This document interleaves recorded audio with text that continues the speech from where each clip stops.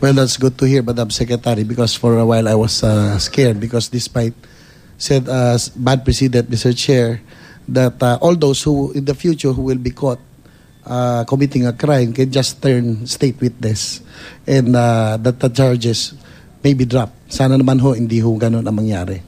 Makakaasa po kayo, Your Honor, and gusto ko lang hong, sandali na lang po ito, dapat din pong maintindihan na ang decision po kasing yan, the determination of who to consider as a state witness, meron hong sinasabi ang Supreme Court dyan na is actually a tactical decision and it's a prerogative of the prosecution and which will be subject to judicial review only if there is a clear showing of grave abuse of discretion. Tactical decision kasi ordinarily nga ho, lahat na may kasalanan, lahat na may partisipasyon sa isang krimen ay kailangang kasuhan.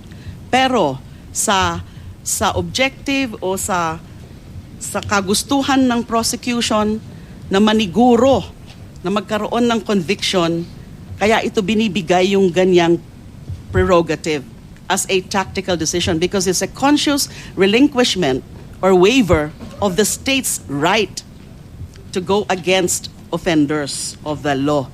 So, decision po yan na part of the strategy in a particular case. Thank you po. Mr. Chair, Madam Secretary, so ibig ho sabihin ba dito na kapag wala ho ang testimonya ni Ruby Tuason at ni Mr. Cunanan ay hindi kayang i-prove itong kaso. So, very essential ho talaga sa sinasabi ninyo ganyan. Kung halimbawa po hindi sila lumabas ngayon, hindi uusad ho ba yung kaso with halimbawa sila Ben Hurloy lamang at yung mga naunang state witnesses ang inyo pong mga testigo?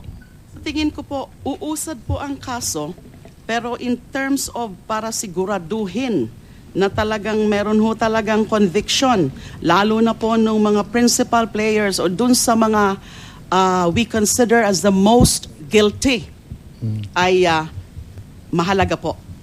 Kailangan po yung testimonya nila. So, Madam Secretary, is the DOJ amending the complaint with the Ombudsman in as far as Ruby Tuason and Mr. Cunanan is concerned? Hindi po namin yan ina-amend yung complaint ng NBI because as of now nga po, respondents pa ho si Mrs. Tuason and si Mr. Cunanan. They are still charged with plunder as of the moment. Before the Ombudsman, under PI, under preliminary investigation po. Sila po, ang alam ko, through their lawyers, they filed the counter affidavit ad cautelam. Ad cautelam po, ang ibig kong sabihin nun, without prejudice to the outcome of their pending plea or their pending requests to turn state witness and be dropped as respondents in the cases. Thank you, Madam Secretary. I would like to ask questions to Ms. Dennis Cunanan, but he is also a colleague of mine, so in the JC movement. So, because of that, I would just like to I give way to my colleagues instead. So, Mr. Chair, my last question would be for Mr. Ben Hurloy. Sa ngayon, sa estado ngayon, no, nabasa namin kanina, nabanggit ni Senator Escudero, natanong niya yung tungkol sa iyong pagkakadismiss sa iyong legal counsel na si Attorney Baligod. Itutuloy ko na lang.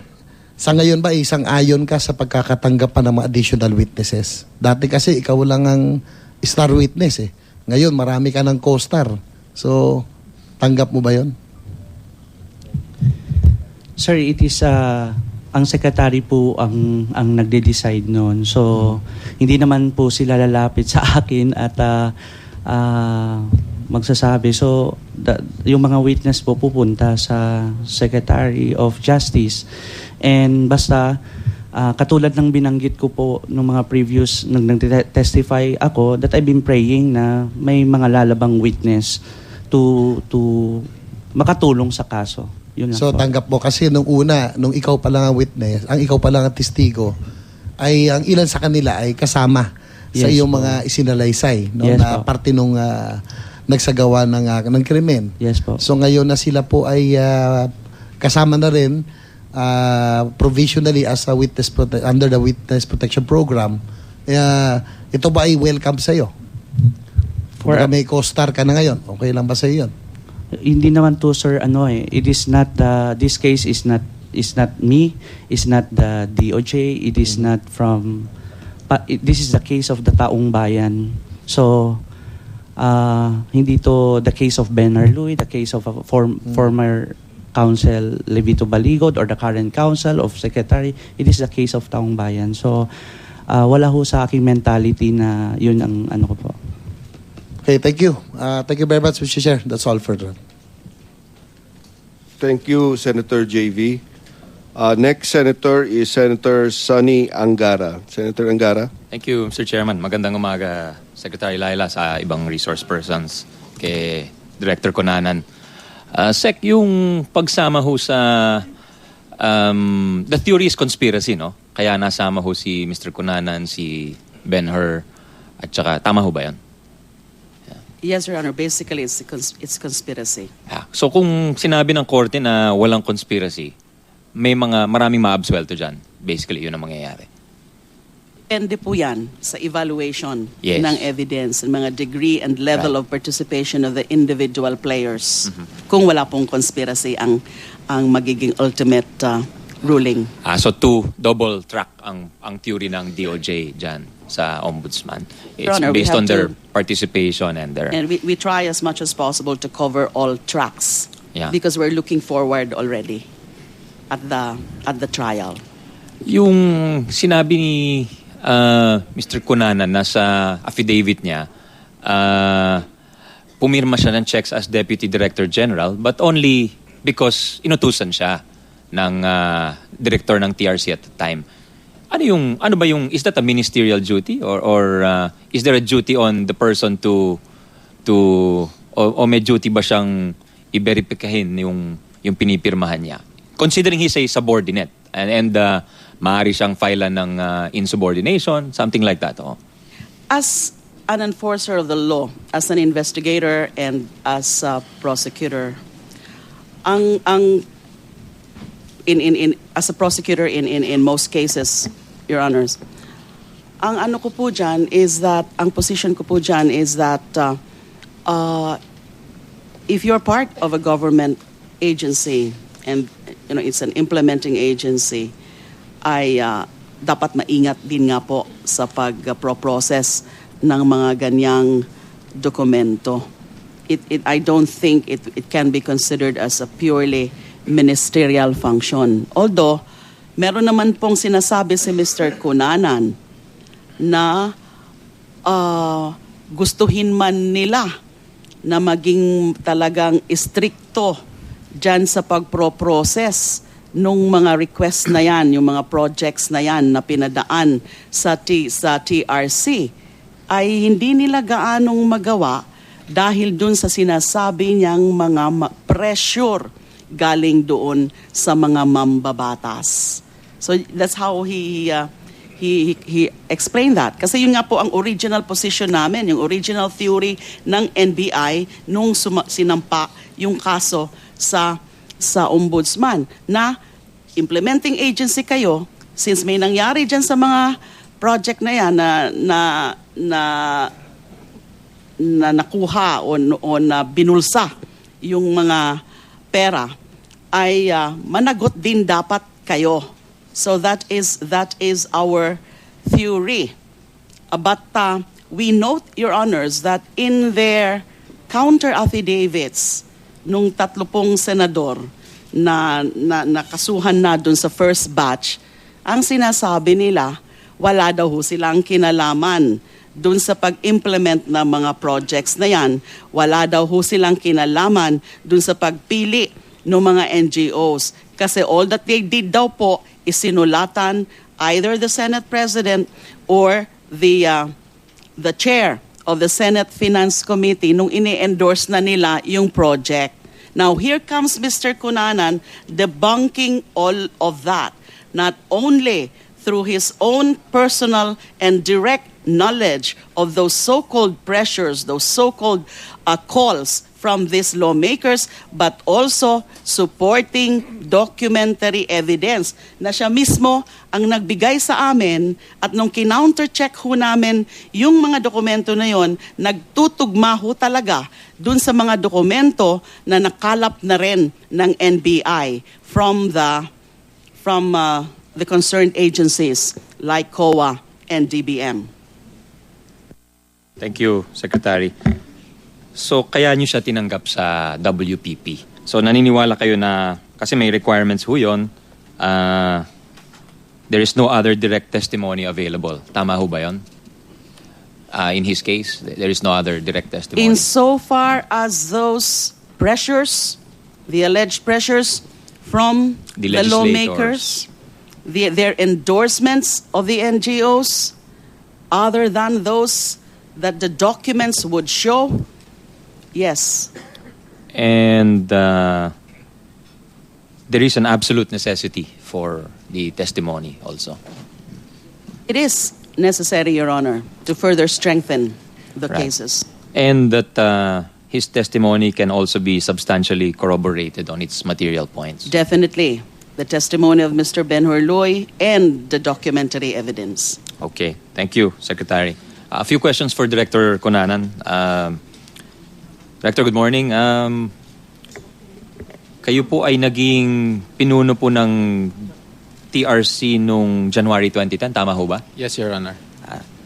At nakalagay ho sa inyong affidavit na na-realize nyo yung magnitude of the transactions involved nung naging pinuno ho kayo. Ano po yung nagsabi sa inyo na malalaking transaction to at may mga anomalya dito sa mga transaction na ito? Your Honor, if we can move a little back on all these things. Yes, please. Give us a complete picture, sir. When I was Deputy Director General of TRC, by function of the position, I'm supposed to be signing on box B of the disbursement vouchers, that whatever na halaga, ano man ang halaga yun. So, process po yun. So, lahat ng mga nire-release ng opisina, dumadaan ho doon. Dapat na nadadaan doon sa process na yun. Particular po sa PDAF transactions, by 2007, meron hong na-issue yung Director General noon ng TRC na sinasabi na particular to PDAF, they can bypass me signing that box. At yung Legislative Liaison Officer na at that time, ang pwedeng pumirma in my behalf. So, Your Honor, what happened is, there were some transactions or a lot of transactions regarding PDAF that did not pass through me anymore. And there were others that were processed in the regular process line na hindi na ako ang pumipirma. Fast forward, so by the time mo naman na ngayon na naging Director General na ako fortunately, naging Director General po tayo ng TRC noong 2010. Regular ho na magkakaroon ng reporting. Parang updating kung ano mga nangyari, ano yung sitwasyon.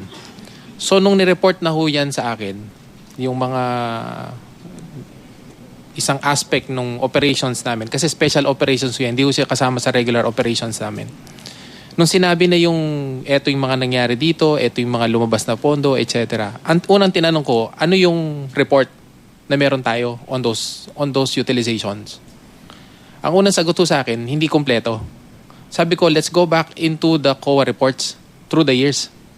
Tingnan natin yung balikan natin 2007, 8, 9, at i-review. Ano ba yung mga naging findings? Nung tinignan ho namin yun, may mga sinasabi doon sa COA na sabi, may mga instances na may mga incomplete documents. May instances na may mga unliquidated. May instances na kailangan i-verify yung management fee na kinokolek, etc. So, ang sinabi ko nun, let's create a committee, and this committee now will write on all these NGOs and see what is happening. Ano ba nangyari talaga? At update nila yung mga files nila sa atin, i-clarify nila. Dahil ayokong abutan ng pagkakataon na tanungin ako ng mga nakakataas sa akin at wala akong masabi na naging impact nung mga nangyari na yon. And these are not simple funds. Hindi konting pera yung dumaan. So, ang sinabi ko, gawan na ng report yan, tignan at sulatan. Immediately, nung nakita namin doon sa isang COA report na may discrepancy, immediately pina-blacklist ko na yon. May mga 3 NGO yon at 2 local government unit. Immediate yon. And then, from there, sinulatan na namin yung mga iba. At nung hindi nag-reply yung iba at hindi nag-comply ho doon sa sulat namin, kaya nung inabutan sila, na-blacklist na namin sila. Your Honor, yes. You're done? Okay. Yung tingin mo, Director Cunanan, bakit ka na-bypass noong 2007? Nung existing mga namumuno dyan sa TRC? One, prerogative ho yun ng Director General at that time. Particularly siguro dahil hindi ako kasama dun sa circle niya na nag-ooperate. Plus, I'm concentrated ko kasi ako noon, Your Honor, nung pinasok ko kasi dyan sa TRC, naging head ako ng change management team. TLRC pa ho noon, kami ang case 001 sa government rationalization program. From 699 employees, we were able to bring it down to 161 mandated. And at that time, there are only 99 employees available. So, ang focus ho ng pagtingin namin nun is, one is to survive or to close it. To survive is to make sure that yung mga ibang regular operational processes ho namin umaandar. Dahil hindi naman ho kami bubuhayin lang ng PDAF Although nakita namin at that time with the employees and the employees union, they know this, it somehow saved the day for TRC because we were collecting management fees. At yung pagkolekta na yun, naging source of income na rin for the center. Plus, nakakapagbenta kami ng mga materials namin as part of the utilization.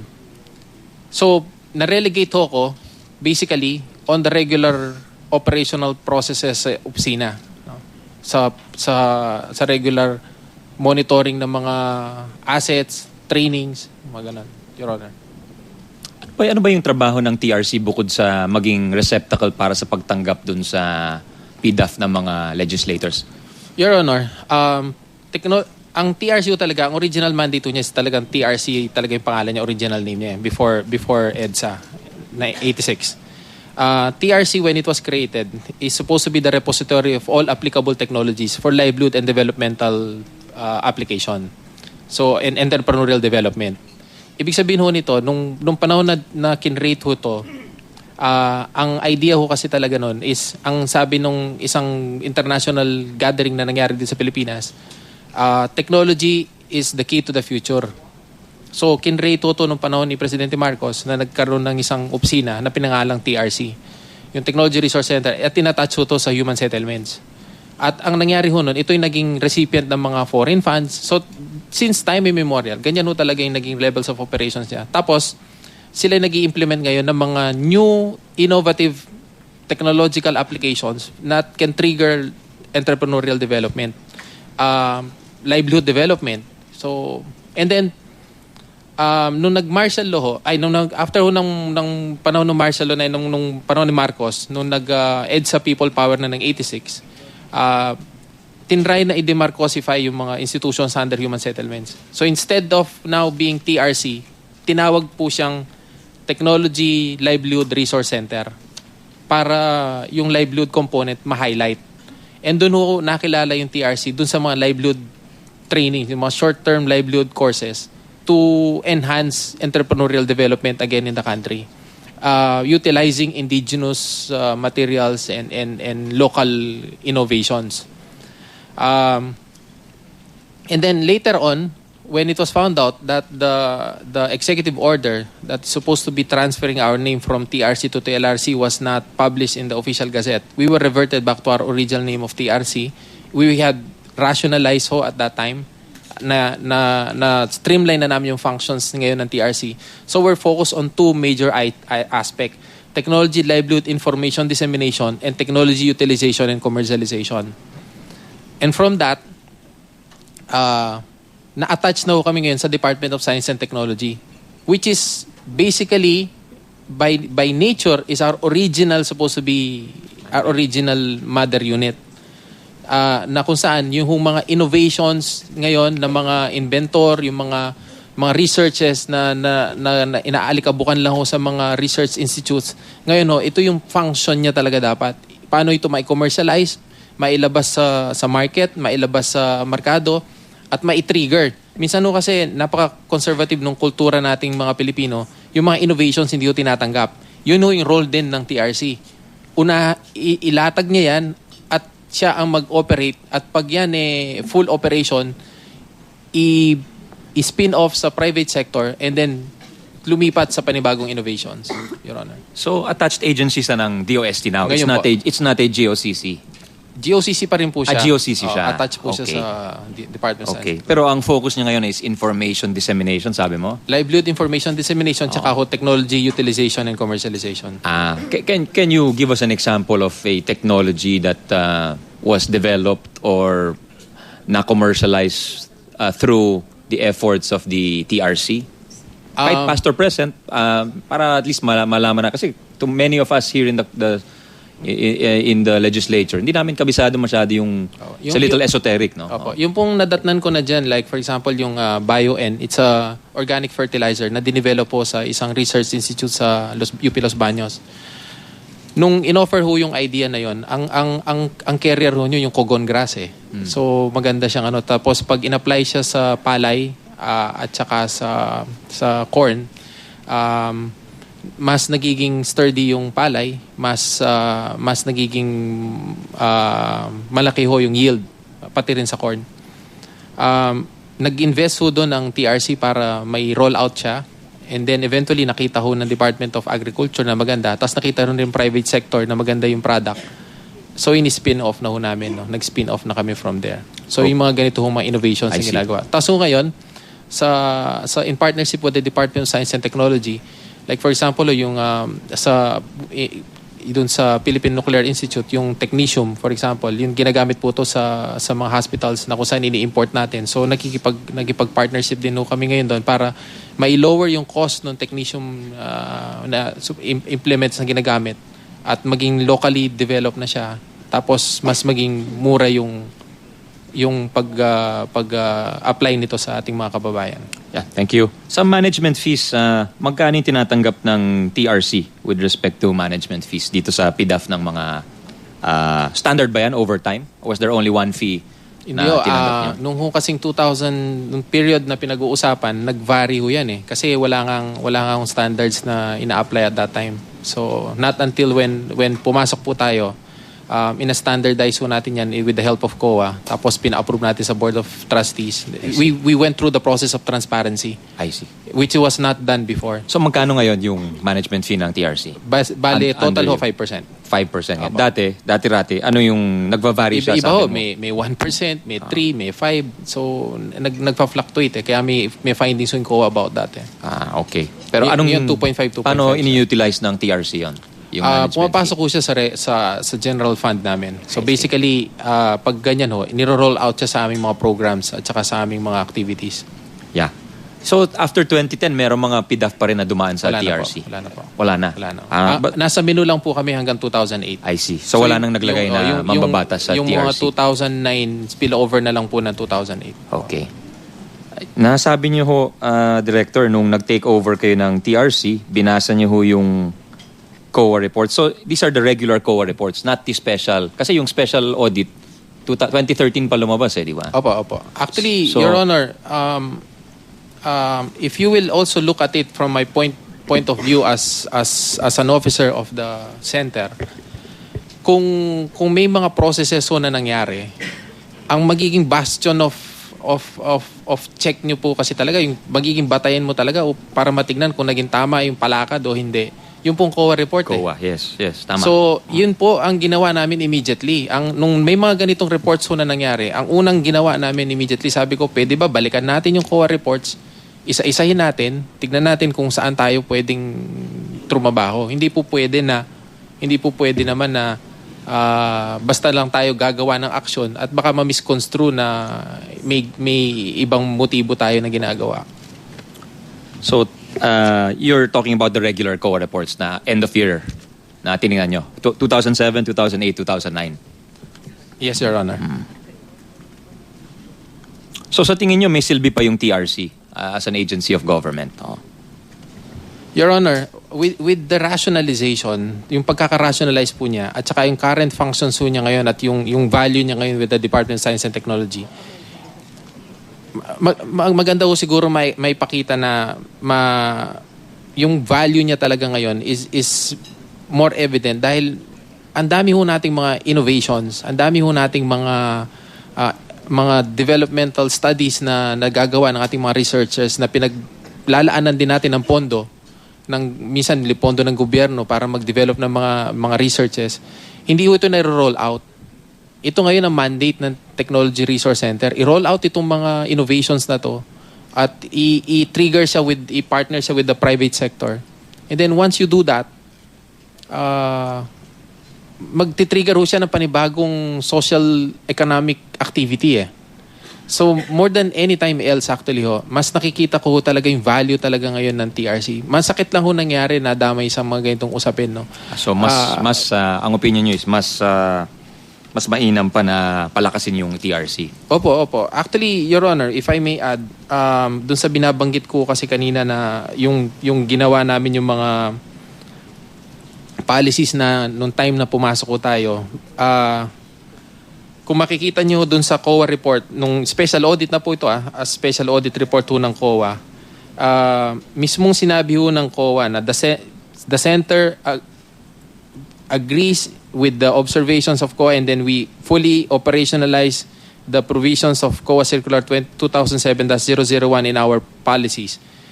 Ang sinabi po ng COA doon, the team appreciates the efforts being exerted by the TRC to address the issues and raise in the report. So, yung mga efforts ho natin na in-institute, ni-report din ho natin yun sa COA, sa special audit. And the special audit recognizes our transparency effort nung umupo ho tayo para lahat ho ng processes ngayon dumaan sa tamang proseso. Hindi ho namin basta in-implement, hindi namin pina-approve sa board.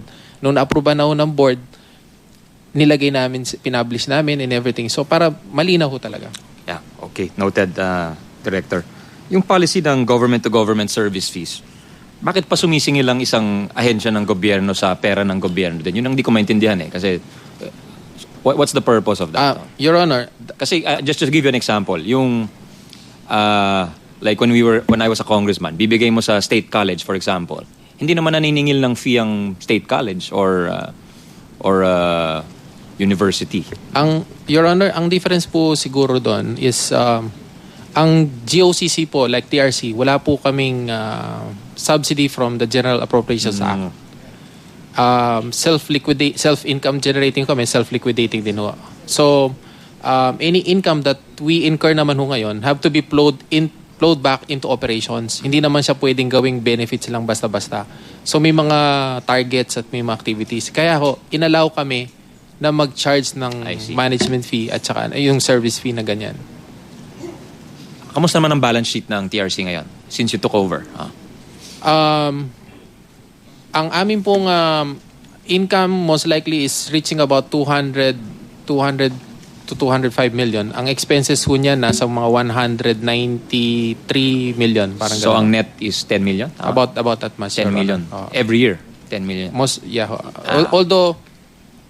Although there are situations and there are times so talaga nagfa-fluctuate yan, bababa dahil minsan hindi maganda ho yung mga trend on trainings, hindi maganda pero kung sa abutan ho ng target, so far nagsa-survive naman ho yung operations ng TRC. Ang sabi ni Ben-Hur, Director, is that may 500 million yung dumaan na PDAF sa TRC. Would you know kung ganun kalaki nga yung Yes, Your Honor. Mga I confirm. About more than that, 590 something. 590. So, kung may 5% on the average, merong mga 30 million din na napunta sa TRC. Opo. At nagastos to sa mga projects ng mga TRC. Mga projects at saka operations. Kasi ano ho yan kailangan ho dun pumapasok, Your Honor. Sige. Nasabi nyo na na-pressure kayo dahil ministerial lang yung duty nyo. Paano yung mga tauhan nyo? Parang na-pressure din sila. Dahil may pressure sa taas, pababa yung pressure. Talagang todo-todo yung in-exert mula sa taas. Tama ho ba yun? Yes, Your Honor. That's all, Mr. Chairman. Thank you. Thank you, Senator Angara. The next senator who'd like to ask questions is Senator Grace Po. Senator Po. Magandang umaga, Secretary De Lima. Mr. Chair, kasama ng milyon-milyon nating kababayan, nais ko rin malaman ang katotohanan sa likod ng anomalyang ito. Mr. Cunanan, hindi ito personal sa'yo at ayokong mamersonal. Pero kapalit kasi ng iyong salaysay, ikaw ay humingi na ipasok bilang state witness. At bilang isang state witness at protektado ng Estado, maraming benepisyo kasama dyan. So para sa amin naman dito mga mambabatas, sinisiguro naman namin na hindi naman lugi ang taong bayan sa pagpasok sa isang kasunduan katulad ng isang state witness. Ang sitwasyon mo kasi ay kakaiba. Ikaw ay dating o patuloy na isang empleyado ng gobyerno at nasa sayong nakasalalay ang pagprotekta ng kapakanan ng taong bayan. Ngunit hindi mo nagawa yon. Nung una kang lumabas sa GMA News, September 22, ang sabi nyo, and I quote, "I would like to state for the record that I had nothing to do with the Priority Development Fund related projects processed by the TRC from 2007 to 2009. Sinabi niyo po ba yon o hindi?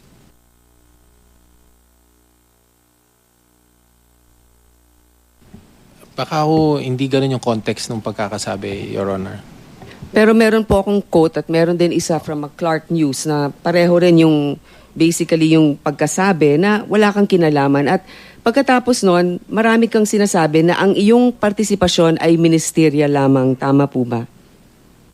Baka po, Your Honor, baka po yung binabanggit ko doon sa illegal transactions o naging irregular. Your Honor, if kung i-allow niyo po, noong mga panahon na yon na dumadaan ho yung mga usapin ng PDAF sa aming opisina, doon pagdating ho sa akin, kumpleto na ho yan eh. Kumpleto na yung papel, usually. Tapos, sini-check na lang ho namin kung na-comply yung mga documentary requirements. Wala po kaming kapasidad at that time na malaman kung magiging anomalous o hindi yung transaction. May presumption of regularity po dun sa operations. Not like now, hindi ko katulad ngayon. Ngayon, definitely we have to be, extra careful with all the things that we're doing and all the transactions that we're With all due respect, sir, yan ang claim mo na merong presumption of regularity. Lalong-lalo na kung ikaw ay bago lamang sa gobyerno, maaaring meron kang presumption of regularity pero ang haba na ng pinanggalingan mo eh. Ikaw ay nagtrabaho na rin sa tanggapan ng speaker ng Kongreso. Alam mo na yung PDAF at alam mo rin kung merong konting irregular. Ngunit yan ang sagot mo, tanggapin natin sa ngayon. Sinabi mo rin dun sa press con mo na you have not met Napoles during this press con, sinabi mo that I have not met Napoles. Ito, Cunanan said noting that he has not met or made any transactions with the businesswoman. Do you agree with this quote?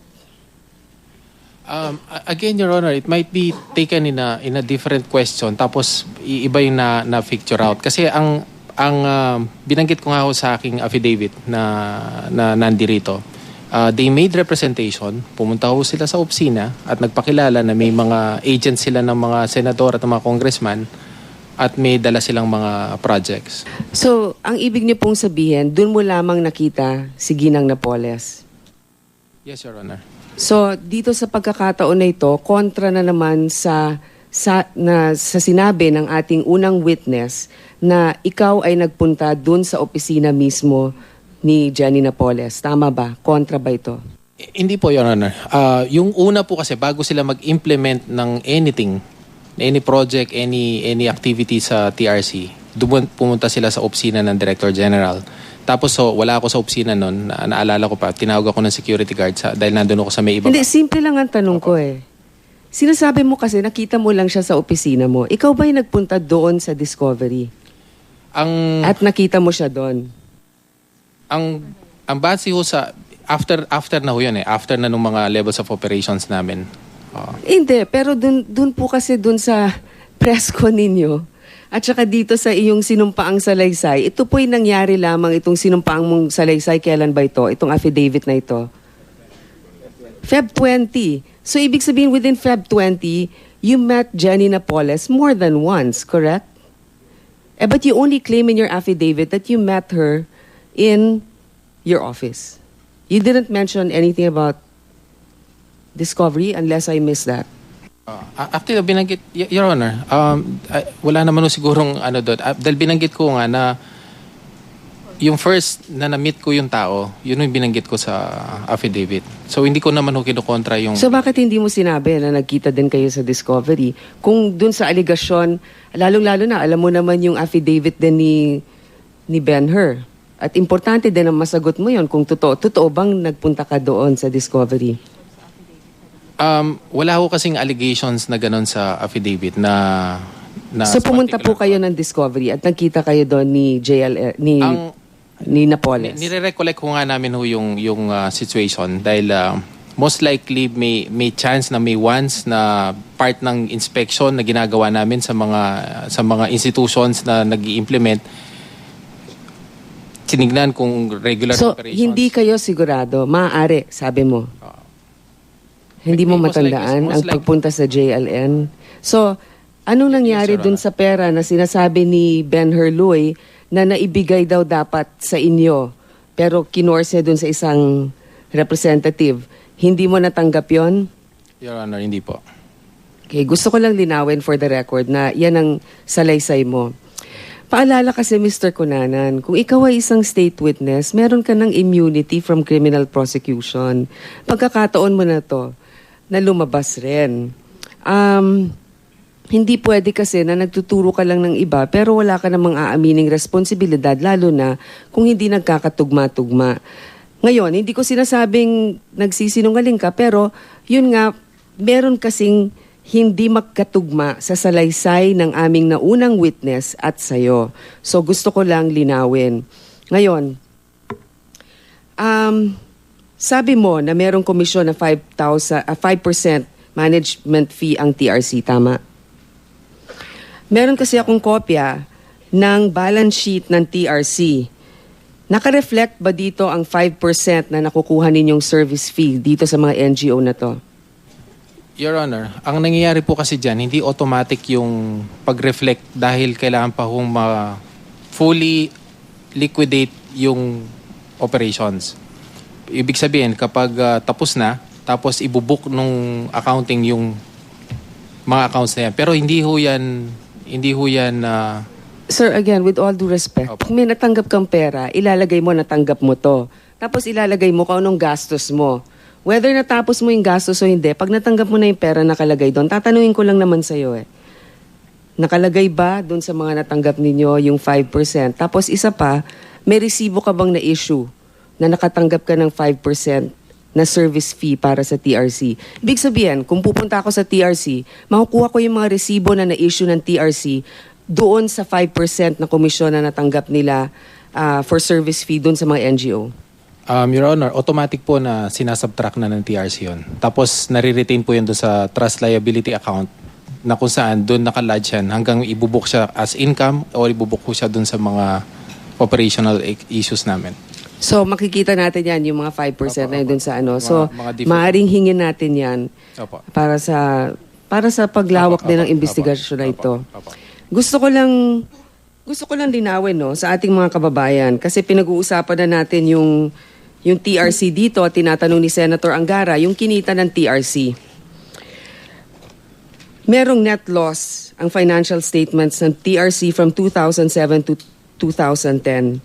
Para sa kaalaman ng ating mga kababayan na dito pinapasok ang mga PDAF natin, 2007, ang lugi po ng TRC 274 million. Noong 2008, ang lugi ay 207 million, 2009, 142 million, 2010, 95 million, 2011, 108 million. Tama po ba ito? Your Honor, nasama po kasi dyan sa baba na yan, yung mga OECF funds na nadatna na po namin. Na kung saan, pinapakonvert po namin ganyan sa Department of Finance na maging subsidy. So kung titignan po doon sa income and expenditure lang, kumita po ang TRC. Ngayon, sinasama po yung mga OECF funds na ho yan. Kaya may ganyan Anong rin. OACF? Pakilinaw lang sa ating mga Nung po nakikinig. kasing panahon nung Marcos years at saka nung early part nung 96, meron hong tinanggap na mga foreign funds na for lending ang TRC. Yung mga pondo po na ito na nandyan sa center, nire-lending. Ito yung nagkaroon kasi ng lending function dati ang TRC. Pero nung dumating ho tayo, pinahinto na natin yon dahil nag-rationalize, wala na ho yun. Pero nandun pa po sa libro. So yun po yung nandun sa pinakadulo sa baba ng financial statements na kung saan nakalagay ho doon, yan ho yung mga account na yan. Yung mga account na yan, may service fees ng mga account na yan. Kaya kung i-compute ho siya kasama doon sa income and expenses ng TRC, talaga magiging siya mabigat. Pero hindi na ho namin nababayaran yung servicing ng mga account na yan dahil ho nasa Department of Finance na ngayon. Reflows na ho to ng mga lending money. Kaya yung mga amount na ho yan na binanggit ninyo, Your Honor, kapag ho inallow ng Department of Finance na ma-convert na ito into subsidy, eventually yung mga pera ho na yan magiging positive. So magiging plus na ho yan dun sa center. So magiging part 2 ng income.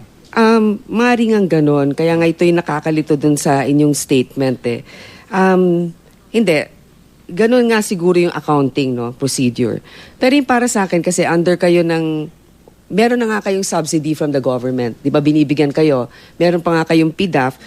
Pero ganyan pa rin ang inyong operating expenses. Pero hindi na yan sa'yo na ipapa-explica ko pa. Ang susunod ko ng tanong, kasi mga nadidinig ko tungkol sa inyo na maabilidad kayo, may pakikisama kayo, at ang dami ninyong nakilala, ang dami nga ninyong kilala dito eh. Mga nakita na, nakausap, nakahalubilo. Kaya nga, mula pang huling administrasyon hanggang sa kasalukuyan ay nandyan pa kayo. Mr. Chair, I'd just like to be able to establish the pattern of behavior also of our resource person, which is also, I think, very relevant to this situation. Kayo po ay naging aktivista noong college, tama po ba? Opo, Your Honor. Kayo nga din po ay isang board of regent, di ba? Opo, Your Honor. Sa UP.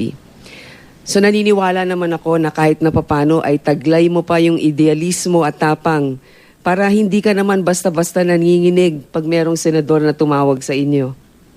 Opo, Your Honor. Ano nangyari? Your Honor, yung pong binabanggit ko dito sa aming affidavit, hindi naman po ako nanginig sinasabi ko dahil kailangan kong aproban o disapproban. Wala po sa level ko yon. Ang tawag po, yung pong level ng usapan nga, ang sinasabi ko dito, yung sinasabi, kaya sumagot po ako eh. Ang sinabi ko, hindi ko naman po, trabaho lang po yung ginagawa ko eh. Sinagot ko po yun eh. Ang sinabi ko, ang ginagawa ko lang ay trabaho lang. At kaya ginagawa ko yung mga follow-up o nagbe-verify. Dahil po kung takot-takot, mismo yung tawag po siguro, Your Honor, hindi ko gagawin. The fact ko na nagtawag kami na nag-check, ibig sabihin ho nun kahit paano ginagampanan ho namin yung aming responsibilidad. Sige, tatanggapin ko yan dahil marami rin naman dahilan kung bakit tatawag, Pero kung sa loobin mo ay hindi tama yon, subalit, yun nga responsibilidad mo na masuri. So, nandun na ako. Ngayon, dati daw, ikaw ay nasa CHED.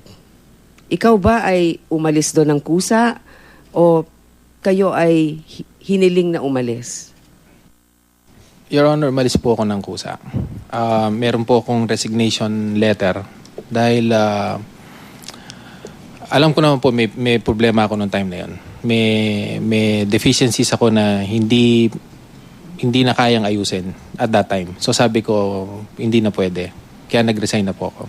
Pwede po bang mahingi yung deficiency na yon? Sabi niyo meron kang deficiency kaya ka nag-resign. Opo. Ano yung dahilan? Ano nga yung deficiency na yon? Nabanggit niyo rin po, Your Honor, na in the course of my life in college, na involved po ako sa student movement, naging passionate po ako about it. In the course na naging passionate po ako about it, napabayaan ko po talaga ang aking pag-aaral. Aaminin ko po yun. Tapos so, habang ginagampanan ko yon, inabutan na po ako ng sitwasyon na napasok po ako sa politika rin, sa aming bayan, sa aming probinsya. Magpagano'n pa man po, tinry ko pa rin i-accomplish at i-comply at tapusin. Hanggang mapasok na lang po ako sa mga ibang gawain at hindi ko na po nabalikan kung ano yung sitwasyon ko. So, ang ibig niyo pong sabihin, kayo po ay pumasok sa CHED na hindi pa nakakatapos ng inyong undergrad. Tama po ba? Na-appoint po ako, Your Honor, at hindi ko po in-applyan yung posisyon at nabigla din po ako na doon ako dinala. Binanggit ko po yung sitwasyon ko at nakapagkonsulta po ako nun sa isang nasa education field din. At ang sabi sa akin, total nag-re-enroll ka na tapos may ginagawa ka na. Tingnan mo, or baka pwede ka mag-qualify doon sa, may tinatago doon sa ETIAP na accreditation processes. Baka pwede ka, nandiyan ka, ma-accredit yung mga pinaggagawa mo, matapos mo yan, at least ma-highlight na may ganyan na pwedeng gawin sa... Noong nakita ho namin na hindi pwede, Your Honor, nag-resign na po ako. Sabi ko hindi pwede. We cannot sacrifice it further and push it further. Hindi pwede. So hindi... A month lang ako doon, Your Honor. Kaya nga mabuti naman siguro marami ka rin kakilala na tumulong sa'yo na makuha yung pwesto na yan sa umpisa pa lamang. Bagamat meron kang konting pagdududa sa maaaring mong maging kwalifikasyon. Ngayon, ang susunod kong tanong, kasi lumabas yan sa pahayagan hindi ko naman to hinukay. Sa pahayagan mismo lumabas na yun nga, nagkaroon ng issue sa CHED dahil nga ikaw ay hindi nagtapos ng undergrad. So, ang ginawa ko, dahil nga alam namin na magkakaroon dito ng hearing, tinignan ko yung website ng TRC para masiguro kung ano bang kwalifikasyon mo. At ngayon, tinignan ko rin yung denniscunanan.com. Yung sayo, naka-update na yung basically profile. Pero sa TRC, pagtingin ko, and I would like to read it, Mr. Chair. After finishing high school with honors, Dennis had set his sights to the University of the Philippines, Diliman. Dennis Cunanan believed that each and every Filipino has the obligation to get involved in social transformation, etc., etc. Walang binabanggit na ibang college, ha? He primarily took up economics and later shifted to the National College of Public Ad and Governance, majoring in public ad. He served as a student regent in the Board of Regents, the university's highest policy-making body. Years after graduating from the university, he moved on to further heights. Mr. Chair, there's no mention here of Lacson College, where the witness actually graduated from. I'm just saying, you are the Director General of the TRC. I'm sure you read your profile. Any explanation here, sir? Your Honor, when they updated the website, ang gumawa na ho niyan yung aming mga team doon sa opisina. Narinig ko nga ako ngayon Otherwise, dapat I could have called their attention. Actually, kung ganyan ho yan, papalagay ko pa po sana na umabot ako ng Harvard. Sasabihin ko po na ipapalagay ko na po sana. Nandito nga. Kaya nga po nabanggit niyo ho ngayon. Iko-call ko po yung attention dahil hindi ho tama na yung hindi kumpleto. Parang kawawa naman yung mga tiga Lacson College na hindi mo naman ipinagmamalaki yon. I'm proud po, Your Honor. Okay. I hope so. But I have another question, Mr. Chair. Because remember, we're trying to establish also lifestyles and if this will actually, if it will validate the SALN of our witness. You said that nag-aral kayo sa Harvard ng isang course. Tama po ba? Gaano po katagal ang course niyo sa Harvard? Executive education po, Your Honor. How long? 1 month. How much did you pay for that?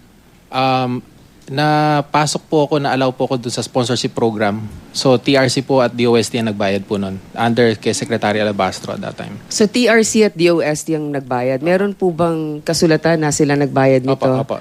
May liquidation po at lahat kompleto. So, kahit na medyo mababa pa rin ang kinikita ng TRC, nag-sponsor sila ng Harvard program para sa'yo. Yung pong topic kasi nun, managing change. Kakalipat po ng center from ng rationalization. Kaya napaka-relevant po nung program na pinapasok. Magkano nga for the record ang total na ari-arian mo sa SALN mo, Mr. Cunanan?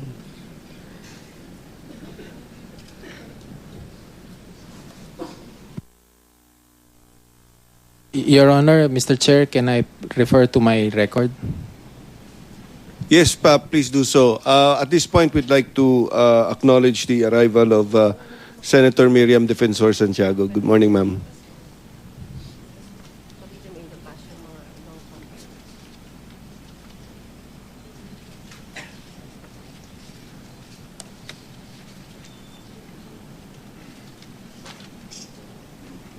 Net worth, Your Honor, is 2,161,547.45. Sa puntong po yan, nais ko pong ibigay ang pagkakataon muna sa ating Senator Miriam Defensor Santiago at kung maaari po, Mr. Chair, pagpapatuloy ko po ang aking pagtatanong pagkatapos po ni Senator Santiago. Yes, Senator Miriam Defensor Santiago is recognized. Thank you very much. Thank you for your kindness, Senator Grace Poe. Mr. Cunanan, ang gulo naman ng scholastic record mo. Para kang chameleon kung saan-saan ka lumulundag. Oh, ito. Primero kumuha ka ng public ad. Tapos kumuha ka ng commerce. Tapos kumuha ng law. Pagkatapos, you ended up with public administration. You're a character. I'm very perplexed. Here, let me read to you. You were enrolled in UP Diliman in BA Public Administration, but you only earned 144 units. Bakit hindi ka nagtapos sa UP? Nabagsak ka ba? Inabutan na po ako, ma'am, ng Your Honor, ng maximum residency po. Yan. Bagsak ka nga. Opo, opo. Nag-overstaying ka. Opo. Ibig sabihin dapat, kung mayroong kang kurso, normally you should only take 4 years. Pag lumpas ka na, 5 taon ka na, overstaying ka na. So UP will ask you to desist from enrolling anymore. Oh, problema na tayo ngayon kaagad. Pagkatapos, you graduated from Lacson College, BS Commerce in 2005. I know that your middle name is Dennis Lacson Cunanan. Are you related to the owner of Lacson College? Not I know po, Your Honor. Bakit naman itong pinili mo, Lacson College? Let us just say from possibly the best known of all the Philippine universities, you next enrolled in one of the least known colleges of our country. Why was that? From there po kasi, Your Honor, I have a moist eye to looking at yung Philippine Law School na nandun din, nakasama doon sa college na yon. So kumuha ka ng commerce para maging abogado ka? Yan bang sinasabi mo? Hindi naman po, Your Honor. Anong nasabi mong moist eye mo? Convenient. Pakialam ko. Opo, convenient po yung venue, Your Honor. That's not a reason. Here is Lacson College, here is Philippine Law School in the same building, and you're telling me, I took up commerce because I intended to take up law. That doesn't sound logical. Come on, let it go, according to the song. Let it go, let it go. Oh, well, anyway, if that is your answer, then you took up Bachelor of Laws in Philippine Law School. As you said, you were already thinking of taking up law. Why are not listed in the role of attorneys? Did you take the bar and nagbagsak ka na naman? Hindi po, Your Honor. I think... you never took the bar? Yes, Your Honor. Why is that? I feel, Your Honor, that going that extent will entail a lot of time for me to really go deep into reviewing and going all through this process, Your Honor. And then you took up MA in Public Administration in a place called Lyceum Northwestern University. I know from research that is located in Dagupan, Pangasinan. Yes, So Your Honor. bumalik ka na naman sa public administration mo. And then, I want to know, since you have been 10 years in the Technology Research Center, 4 years of which you spent there as Director General, I want to know, nag-eskwela ka, working student ka ba?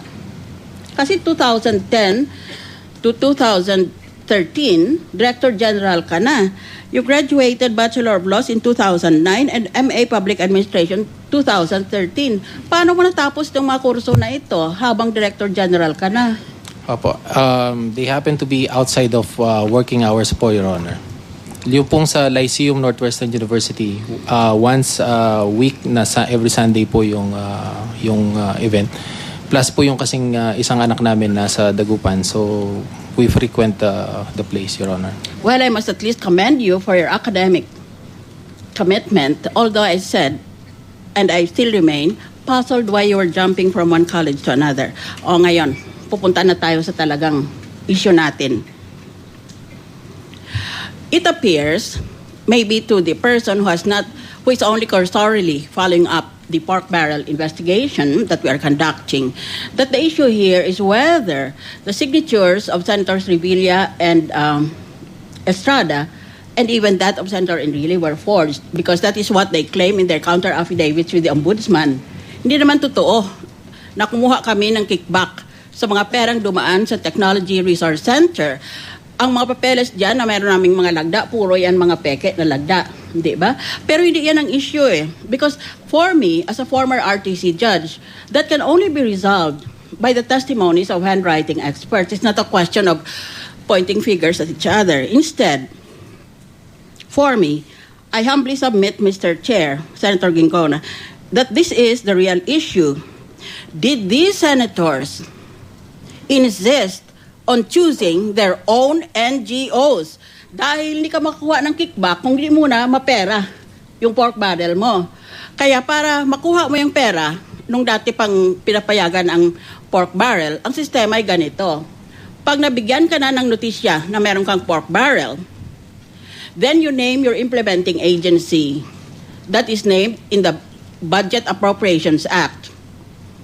In the Appropriations Act, these are, for example, local government units or such other administrative agencies of the government as the TRC or Technology Resource Center. Ngayon, pag pinadaan mo dito sa implementing agencies, wala ka pang kickback niyan. Kasi pupunta yung cheque doon sa kanila. It is only when the legislator talks to the implementing agency and insists that a certain NGO and only that NGO can be given the project na mapipera na ngayon yung pera at kukuha ng kickback ngayon si legislator. Yun ang rason kung bakit hindi sila maawat. Araw-araw nandyan sila, nakaparking sila. Sarili nila, pupunta sila. Either representative nila or personal nila. Nakakahiya, nakaupo sila doon, nag-aantay sila para ilabas ang pera para kukunin na nila yung discounted na kickback nila. Kaya yun ang real issue dito eh. Nung dumaan ng pera sa TRC as one of the implementing agencies named under the General Appropriations Act or GAA, did these senators that you have mentioned insist on choosing their own NGOs? Kasi kung may pera kang pork barrel, sabihin mo, ang implementing agents ko is, in my case, the province of Iloilo because that is my province. And then I just leave it to them. Wala akong pakialam. Basta itong halaga ng pera ko, pinapunta ko doon sa kanila, tapos na. Ngayon kung pipilitin ko, pero gusto ko may proyekto talaga ako. Dito sa bayan na ito, dito sa tulay na ito, o sa kalsada na ito, o sa DAM na ito, ibig sabihin, nangingikbak ako niyan. That is the real issue. So let us, with that as a background, let us verify whether your claims are true or not. Whether the claims of the senators and the congressmen involved are true or not.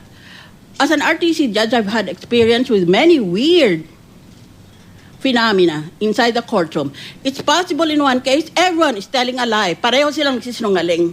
It's possible in one case, everyone is telling the truth. Pareho silang nagsasabi ng totoo, kaya lang, kalahating totoo lang nakita ng isa, kalahating totoo lang. And then, a very embarrassing combination of all of these versions of the real, the truth, the whole truth, and nothing but the truth. Ngayon, una, you are an accused in a plunder case. You've taken laws, you understand what this means, right? You're Yes. an accused. Yes, Your Honor. Ngayon, nag-apply ka for state witness. Isn't that so? In fact, you've been provisionally admitted to the Witness Protection Program. Yes, Your Honor. All right. Ngayon, ang gusto ko malaman ay ganito.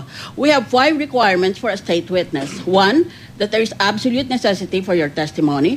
2, that there is no other direct evidence except your testimony.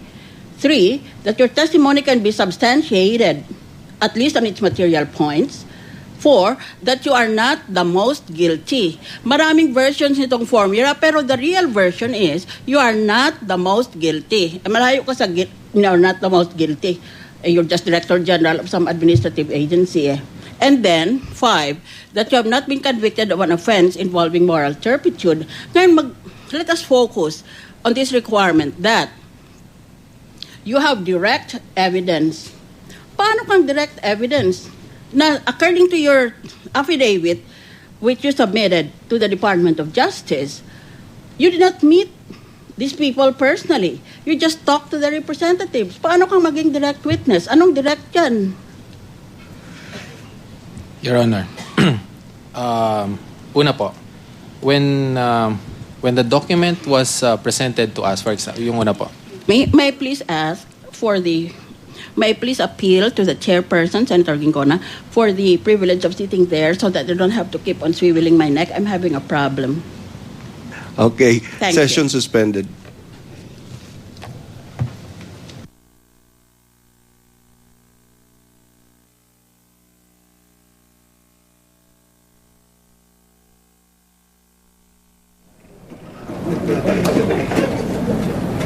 Please proceed.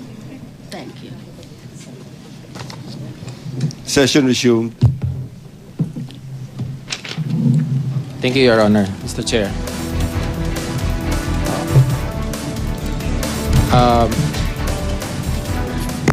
Your Honor, when we implement PDAF, particularly in TRC, we don't deal with individuals, but we deal with the Office of the Legislator.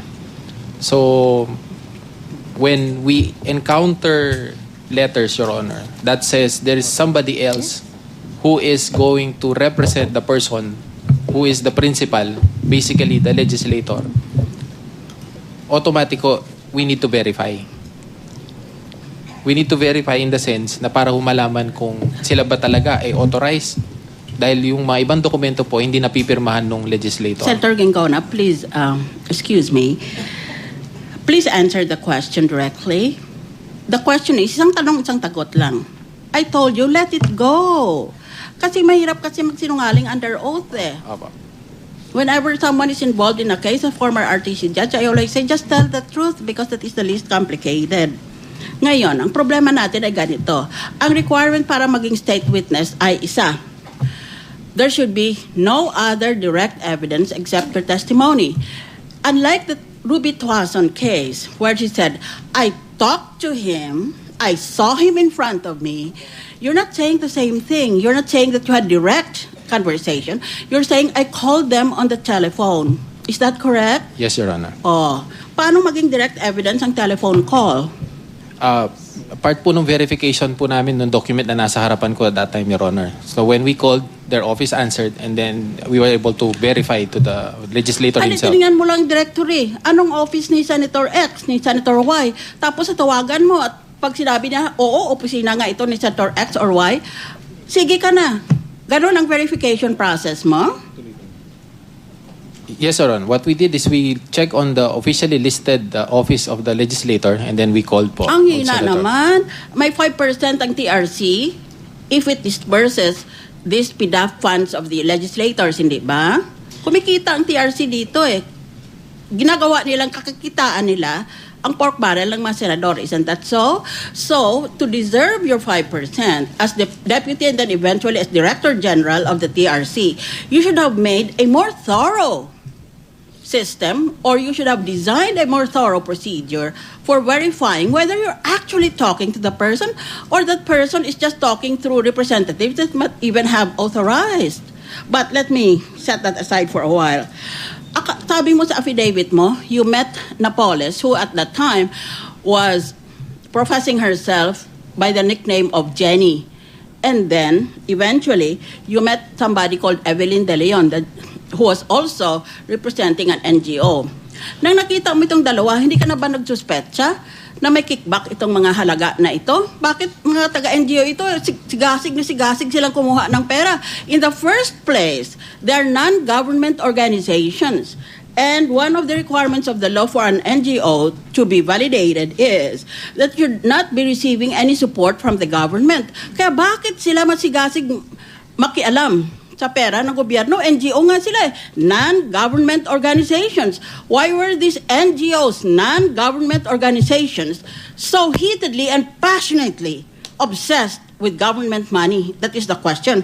Kaya ang tanong ko sa iyo ay, pumunta sa iyo si Jenny. Ako'y si Jenny, nakausap ko na si Director General at darating na ang pera ng mga senador na hawak ko. Si Evelyn De Leon, ganon din. According to your affidavit, halos araw-araw nakaparking na siya doon sa lobby ng TRC. Sinusundan niya yung paglabas ng pera para sa kanyang NGO. Hindi lang yata isa, marami yata. Hindi na ba pumasok sa ulo mo? May nangyayari ditong hindi ka nais-nais Yes, Your Honor. Kaya nga ako, at that time, nung pag may pumapasok ko sa akin na dokumento, I try to verify. Kasi yung time na yun, binabypass na ako dun sa processing ng PDAF related cases, transactions. Particularly, I'm relegated to regular office operations. Ang problema natin dito, Mr. Cunanan, is, unlike Ruby Tuanson, you are saying that you are innocent. In the case of Mrs. Ruby Tuanson, the case for being a state witness was cut and dried. She said, nakisali ako tumanggap ako ng komisyon pasensyahin na ninyo ako, sa batas pwede naman akong ipasensya, basta sabihin ko lang buong katotohanan. In your case, you are applying for state witness, but unlike Mrs. Tuason, you don't want to admit that you were guilty of receiving kickbacks. Kaya the first question there is a question of credibility. Bakit ngayon gusto magsabi ng totoo na according to you, hindi ka tumanggap ng kickback? Kung hindi ka tumanggap, hindi masyadong intindi ang pinagsasabi mo. Dahil para ka magiging kasapi ng grupo o conspiracy tungkol sa kickback, kailangan tumatanggap ka rin. But I will pursue this now. Wala ka pa rin suspitsyo nang binisita ka ng Napoles at nang nakikita mo yung Evelyn De Leon sa lobby. Hindi ka pa nagsuspetso na mga gophers ito o mga naglalakad ng mga kickback? Your Honor, I simply told them to go through the process. If the process is followed, and then everything will be properly handled by the center. All right. I will accept that answer for now. Ganito kasi, bandang huli, dahil marami ka namang eskwelahan dinaanan May UP ka pa, may commerce ka, may law ka, may public ad ka. Alam nga namang wala kang kamuangwang tungkol sa nangyayari. Bakit nandito itong mga taong ito tungkol sa pera ng gobyerno? Hindi naman sila opisyal ng gobyerno. At kung NGO sila, bakit hindi sila maghanap ng sarili nilang pera? Bakit sila mukhang dependente na masyado sa pera ng gobyerno? Ngayon, nang nakita mo ito, I think you reached a moral crossroads. And then you had to say to yourself, either I join the kickback conspiracy or I shall resign. But you did not do either one, according to your testimony. Bakit ka natili doon na may kickback doon? Dapat nag-resign ka o kaya binulgar mo na silang lahat dahil ayaw mong ginagawa nila. Pero mahirap paniwalaan na hindi ka tumatanggap. Nakikita mo ginagawa nila Your Honor, when I mentioned in the affidavit, nung pong inabutan na ako na yung naging head ng office, yun nga po yung ginagawa namin. Yun ay po yung pinupursu namin. Hindi ako naniwala dyan. According to your own affidavit, nahuli na kayo ng Commission on Audit, binigyan na kayo ng babala ng COA, kaya ka ng Director General na, pina-blacklist mo ang mga NGO ni Napoles.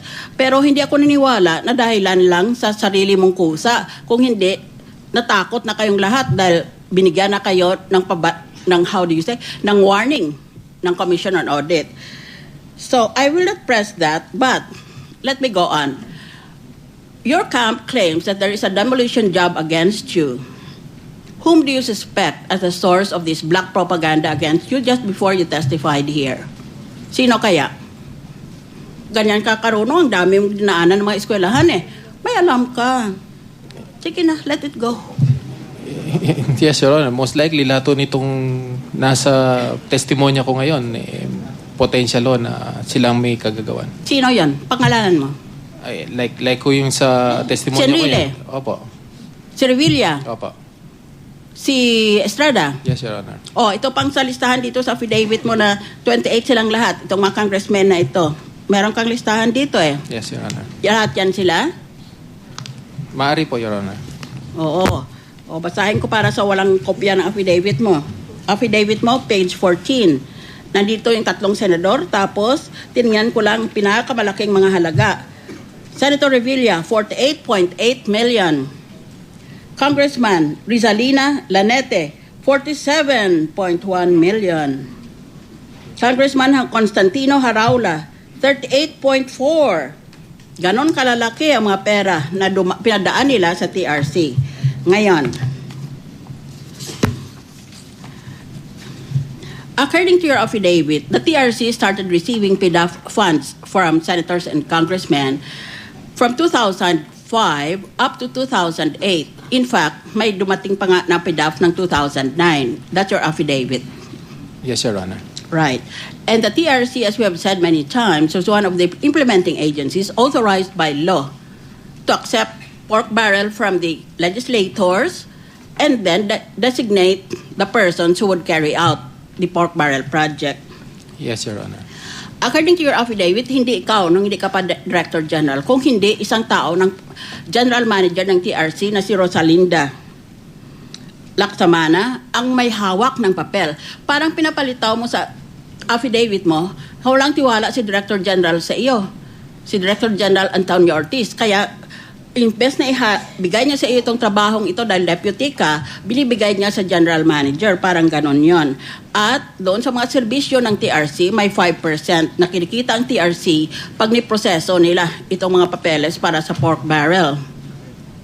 Yes, Your Honor. Right.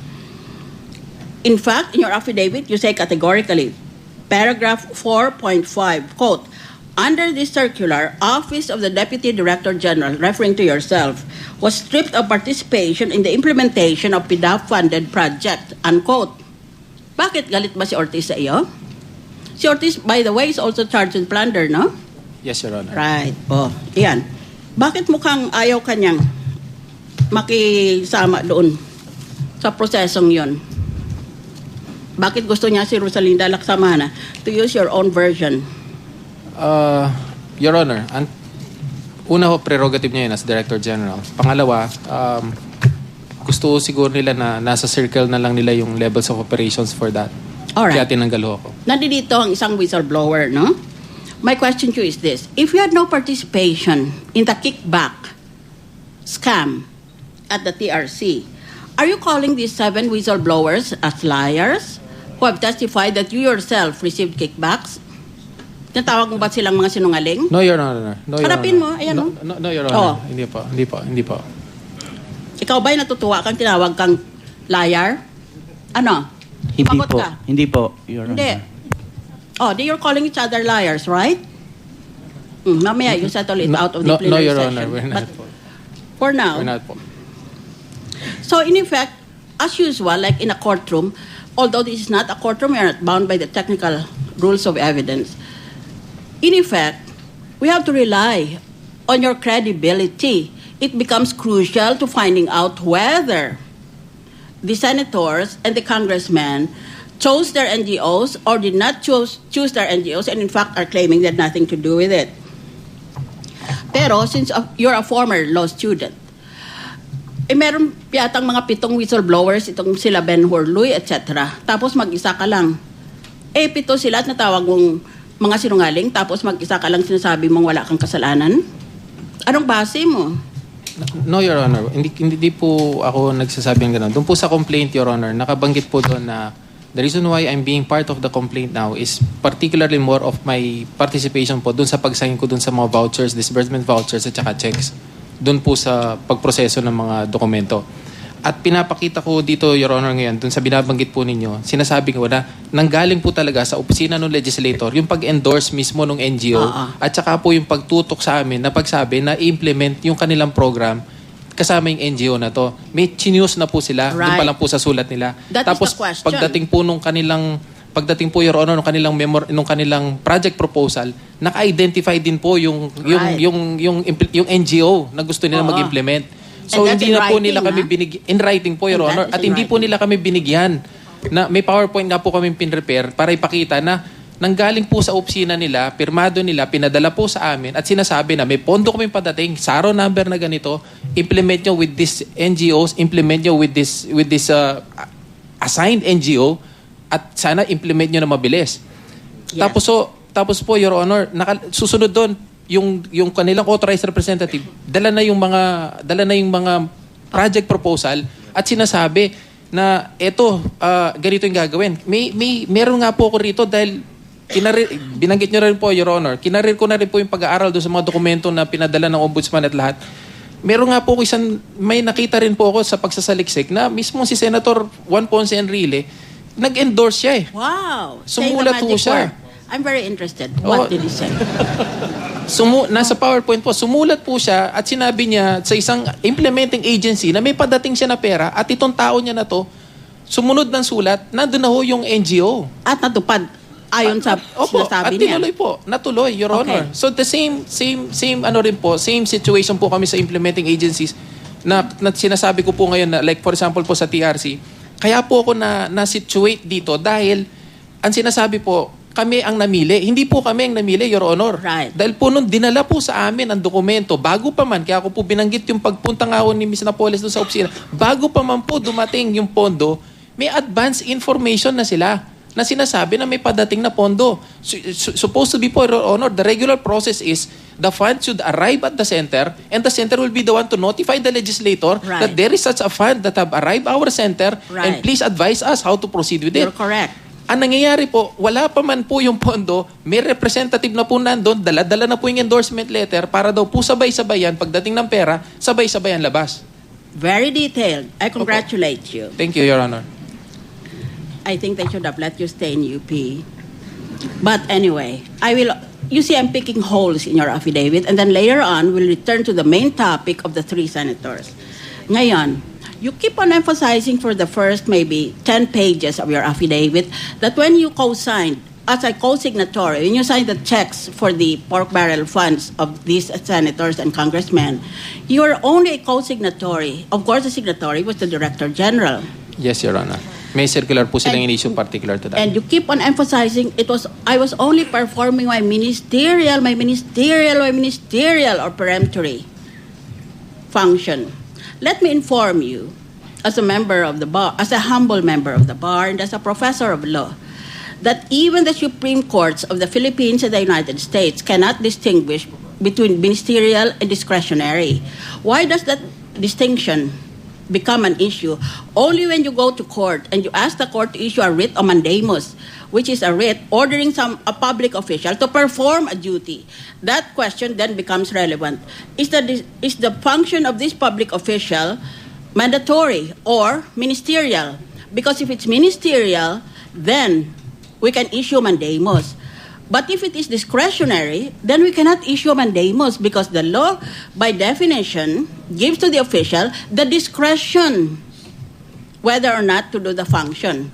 Kaya, in the 2011 case of Luspo versus People, the Philippine Supreme Court said, quote, ministerial duty is one that requires neither the exercise of official discretion or judgment. It is practically a mechanical act. Hindi naman pwede, napipirma ka ng cheque, mechanical act. In the 2000 case of Souders v. Farmington City, a U.S. Supreme Court, U.S. authorities are authoritative in our country, although they are not determinative. The U.S. Court said, quote, a ministerial function is one of a clerical nature. Hindi ka naman pwedeng clerk ka, Director General ka without regard to his or her own judgment or opinion concerning the propriety of the act to be performed. So I debate you on this issue that you keep on repeating for 10 pages that you are only undertaking a ministerial duty. And let me inform you this. According to the jurisprudence on when a court can issue a writ of mandamus or an order to do or not to do something, a ministerial official discharging ministerial functions has no immunity from suit. So drop this angle about your ministerial duty. Tell your lawyer to read on it again. Yes, Your Honor. Because if you continue your argument that issuing checks ministerial, then you become subject.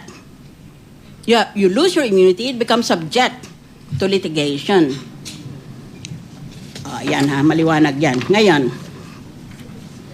this hearing is not focused on where the checks went. Instead, this committee is focused on whether the amounts on the checks were later reduced by kickbacks. Yun ang ating pagtatanong talaga Sana maganda itong palakad sa TRC. Ang question lang, pag dumating na sa TRC at ang mga legislador ng Kamara o ng Kongreso, ang namili ng NGO, kumukuha sila ng kickback sa NGO. The issue is not, did the amounts go to kickbacks? Because that question is speculative and is out of order. I'm just asking for your opinion. Instead, my question is this. When you signed the checks, were you already aware from the prior actuations of the senators and others involved that the checks were being subjected to a conspiracy to obtain kickbacks?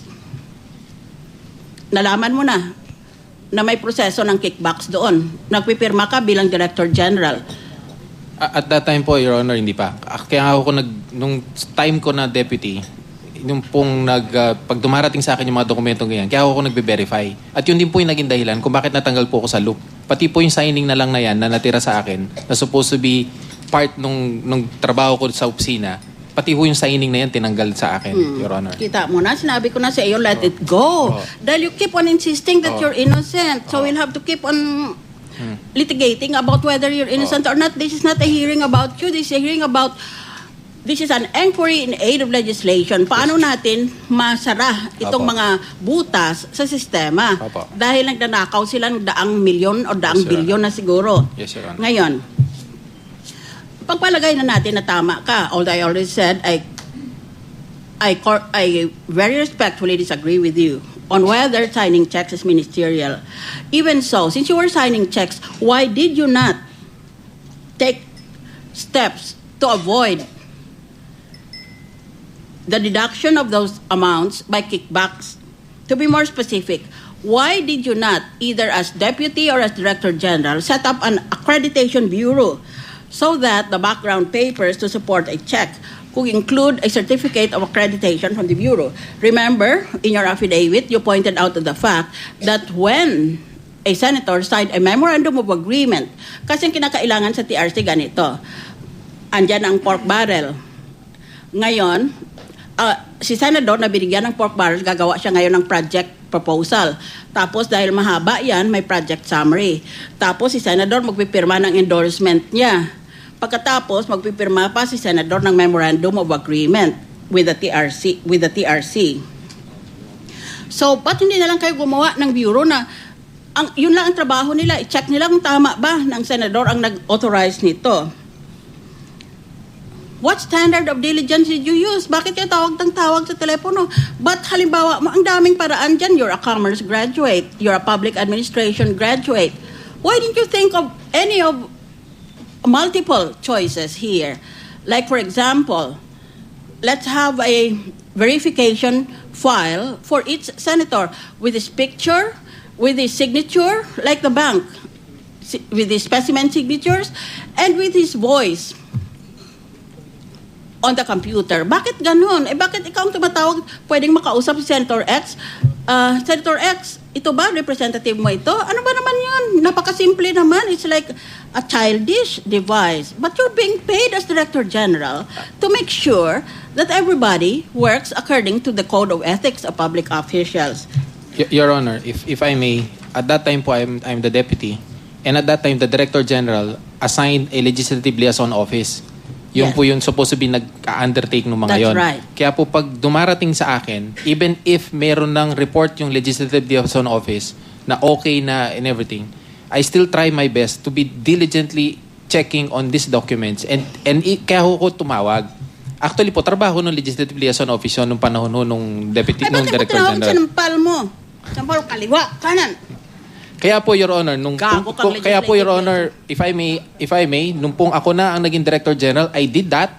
We did that, and COA even recognized that in their special audit report, Your Honor. All right, let me quote you from your affidavit, page 6, paragraph 4. Quote, I did not know that the NGOs would falsify the records, unquote. Page 8, paragraph 15, quote, our practice. Why? What does the law say? Why do you have to fall on practice? Our practice was to always verify the signatures and endorsement letters by asking the legislators officially listed landline numbers. I find that perhaps barely capable of passing the minimum standard test. That should be the minimum. Ba't hindi ka gumawa ng maximum? Kailangan pupunta kami sa office ng senador, may dala kami aming photographer, and pakuha kami ng sarili niyang signature, and I am present there, and we'll have a taped voice of the senator. So, for example, no? Ba't di ka naghingi ng power of attorney sa mga senador? Kasi dito sa affidavit mo, tawag ako dito kay senator na ito by authorized representative mo, tawag naman ako dito. Ay, ba't hindi ka na lang maghingi ng power of attorney, whether it was a general power or a specific power of attorney? Your Honor, Bakit telepono lang? as I mentioned, napaka-limited nung aking participation nga dun time na yon dahil nga supposed to be a function nung legislative liaison officer ho yun. So, extra effort na ho on my part to verify, to check. Kaya President ka ng JCI, ng cases. Kaya po nung time na yun, nag-extra effort nga ako to check and to verify. Alright. Especially po, kung hindi yung mismo legislator yung nakapirma, to check and to verify. Nagmamadali ako. Opo. I'm sorry. Page 9, paragraph 17.1. Quote, Senator Revilla himself even took the call and confirmed to me that he authorized Attorney Richard Cambe, unquote. Page 10, paragraph 17.2. Quote, I was ultimately able to speak to Attorney Reyes, and she confirmed that she and Attorney Evangelista were duly authorized by Senator Enrile, unquote. Page 11, paragraph 17.5, quote, I was certain I was talking to said senators because I recognized their respective voices. In your affidavit, you said, kilala ko ang boses ng Estrada at ng Revilla kasi mga artista sila eh. Madalas kong narinig. Yes, What about Gigi Reyes? She's not an actress. When we Or called- at least, Cristina Enrile claims that she is, but I don't think so. Your Honor, as I mentioned earlier po, we deal with the office of the legislator. So when we called po the office of the legislator and they said that the chief of staff will be talking to us, and knowing that the chief of staff is the alter ego of the senator, and knowing that whatever the chief of staff says and whatever the chief of staff do is an instruction from the principal. So when I talked to the chief of staff, in-endorse po sa akin nung nakausap po sa phone. Sabi ko, we're verifying if Attorney Evangelista is really authorized to sign documents in behalf of the senator. Sabi po nila, you talk to the chief of staff. So they passed the telephone to the chief of staff, and the Alright. chief of staff said, You've taken up law. she is po. Will the court accept a telephone conversation as direct evidence? It can be, Your Honor. Answer? Nanguhula Yes, ka sir. eh. Anong Yes, basis yes, sir. mo? Tama ang hula mo. Oh, yes, sir. Yes, Your Honor. Kasi po, rules of court, Your Honor. Kasi po ako yung Walang tumawag. rules of court. Ikaw naman. Pinagbigyan na kita, ako naman nabobola. Law. Testimony identifying the accused by recognition of his or her voice is regarded as direct evidence. Maswerte tayo ah. State v. Plyler in South Carolina. Witness was able to identify the voice of the accused may testify that the statements made on the telephone are statements of the accused. Williams v. State in the Texas Criminal Appellate Court. Ngayon, sa affidavit mo, kinausap mo personal sa telepono itong si Senator Estrada at si Senator Revilla, no? Eh, ba't nakontento ka na si Chief of Staff Attorney Gigi Reyes lang nakausap mo? Ba't hindi mo kinausap ng personal si Senator Enrile? Para pantay silang tatlo. Why did you make an exception for Gigi Reyes when you testified earlier? I talked and recognized the voices of these two senators because they are movie actors. Eh, si Reyes nga hindi nga artista eh. Paano mo ngayon masigurado na she was acting for and on behalf of Senator Enrile? With all due respect, Your Honor, ang hinahanap ko talaga yung kung sino pwede mag-certify. So I'm in the impression na kung Chief of Staff, nung pong kay Senator Revilla at kay Senator Estrada, napasa po sa kanila yung phone. Hindi ko po sila talaga hinanap. I was just looking for an authorized representative, like Chief of Staff, particularly minimum Chief of Staff, na makapag-certify at makapag-validate. Kasi hindi po mga Chief of Staff yung kanilang i-designate.